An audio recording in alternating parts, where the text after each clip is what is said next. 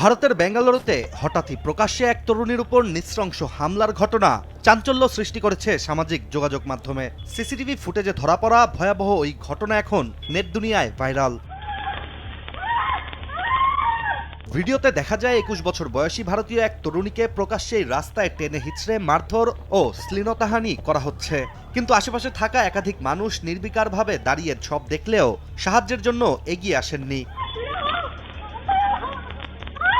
দেশটির স্থানীয় গণমাধ্যমের একটি প্রতিবেদন থেকে জানা যায়, চাঞ্চল্যকর ওই ঘটনাটি ঘটেছে ২২ ডিসেম্বর। সিসিটিভি ফুটেজ অনুযায়ী তরুণীটি স্বাভাবিকভাবেই একটি স্কুটির পাশে দাঁড়িয়েছিলেন। ঠিক সেই সময় একটি গাড়ি সেখানে এসে দাঁড়ায়। গাড়ি থেকে নামেন অভিযুক্ত ব্যক্তি। তিনি প্রথমে তরুণীর ব্যাগ হাতে নিয়ে তল্লাশি করেন, এরপর তার দিকে এগিয়ে যেয়ে শ্লীলতাহানি করতে শুরু করেন। এভাবেই প্রকাশ্যেই রাস্তায় শুরু হয় মারধর।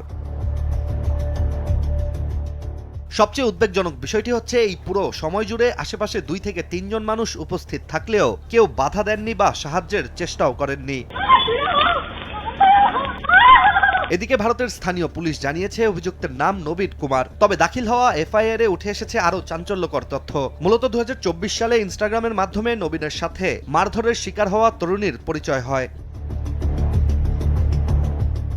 এরপর ফোন কল ও মেসেজের মাধ্যমে নিয়মিত যোগাযোগ থাকলেও ধীরে ধীরে নবীন ওই তরুণীকে সম্পর্কে জড়ানোর জন্য চাপ দিতে শুরু করেন। তরুণী বারবার আপত্তি জানালেও তিনি সেই চাপ অব্যাহত রাখেন বলেই অভিযোগ। আর প্রেমের প্রস্তাবে তরুণীর বারবার না করার জন্যই ক্ষোভের বহিঃপ্রকাশ ঘটে বেঙ্গালুরুর রাস্তায়।